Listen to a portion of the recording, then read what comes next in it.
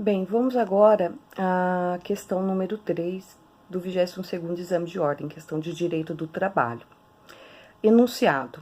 Um Tribunal Regional do Trabalho, por maioria de votos, manteve a condenação de uma empresa ao pagamento dos adicionais de insalubridade e periculosidade ao reclamante, tal qual requerido e deferido em primeiro grau. Diante desta situação e considerando que você foi contratado para zelar em juízo pelos interesses dessa empresa, responda aos itens a seguir. Item A. Informe que medida judicial deveria ser interposta na hipótese. Bem, a resposta à questão A. A própria questão, ela fala em medida judicial a ser interposta. O que é interposto? Interposto é recurso. Embargos são opostos, recursos são interpostos, ações são ajuizadas. Então, o próprio enunciado da questão já deu uma dica, trata-se de um recurso. E qual o recurso cabível de uma decisão proferida por um Tribunal Regional do Trabalho? Porque é isso que o enunciado da questão diz. O enunciado da questão fala: um Tribunal Regional do Trabalho, por maioria de votos, manteve a condenação de uma empresa ao pagamento dos adicionais de insalubridade e periculosidade ao reclamante. Então, nós tiramos daqui a ideia de que é um dissídio individual, que há uma decisão proferida por um Tribunal Regional do Trabalho.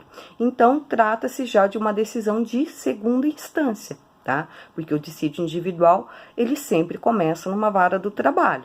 Então, começou na vara do trabalho, segunda instância, Tribunal Regional do Trabalho. Qual o recurso cabível para a instância superior, para a instância após o Tribunal Regional do Trabalho? Qual o recurso cabível? Porque o próprio enunciado da questão dá essa deixa. Lá no item A, pergunta qual a medida judicial deve ser interposta.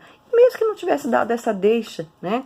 Qual medida nós teríamos para impugnar uma situação dessas? Não caberia qualquer outra medida, não caberia um mandado de segurança, não consigo visualizar aqui, pelo menos não assim pelo enunciado da questão, uma ação rescisória, não consigo visualizar uma outra medida. Então, a medida seria no âmbito dos recursos mesmo.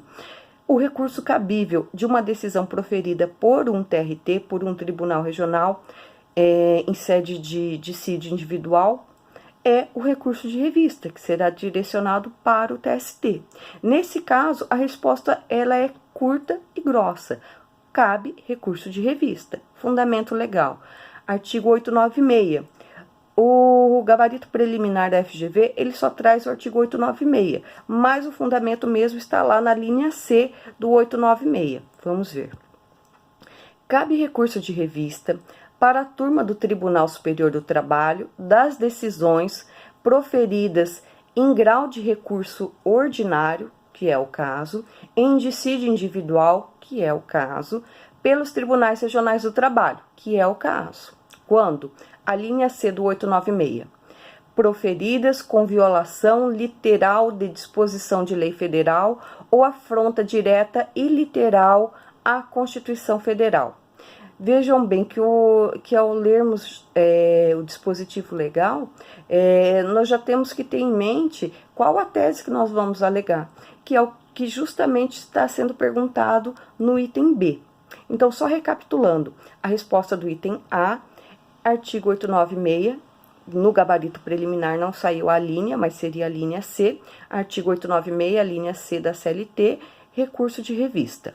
Então, vamos lá para o item B. Como eu falei, naturalmente, quando nós procurássemos a resposta do item A, nós já teríamos pensado na resposta do item B. Pergunta B. Informe que tese jurídica você, como advogado ou advogada da empresa, sustentaria em defesa do seu cliente. Vejam bem, o que nós vamos alegar em defesa da empresa? Na ação judicial, como advogados. Vocês foram contratados para zelar em juízo pelos interesses dessa empresa. Quais são os interesses dessa empresa? Em excluir a condenação ou pelo menos reduzir a condenação. E ela foi condenada a pagar o quê? Nesse dissídio individual, ela foi condenada a pagar cumulativamente 2 adicionais. Adicional de insalubridade e de periculosidade, ao mesmo tempo. Isso é possível? Não, não é possível. Nós temos uma previsão legal no artigo 193, parágrafo 2º da CLT, que eu vou ler para vocês, tá? O artigo 193 CAPT, ele fala lá, são consideradas atividades ou operações perigosas, etc, etc, e traz os incisos explicando quais são as atividades perigosas. Aí o parágrafo 2º, ele diz: o empregado poderá optar pelo adicional de insalubridade que porventura lhe seja devido. Ou seja, se eventualmente o adicional de insalubridade for mais benéfico para o trabalhador que o adicional de periculosidade, ele pode optar pelo adicional de insalubridade que porventura lhe for devido. Por quê? Porque ele não vai receber os dois ao mesmo tempo. Ele tem que optar por um ou por outro, tá? Essa é a ideia do artigo 193, parágrafo 2º. O trabalhador não pode receber ao mesmo tempo os dois adicionais. Ele vai optar por aquele que for mais benéfico para ele. Então, a resposta para o item B dessa questão número 3 é artigo 193, parágrafo 2º da CLT. Vocês iriam alegar ofensa à lei federal, mais precisamente, ofensa ao artigo 193, parágrafo 2º da CLT, alegando a impossibilidade de acumular o recebimento dos adicionais de insalubridade e periculosidade.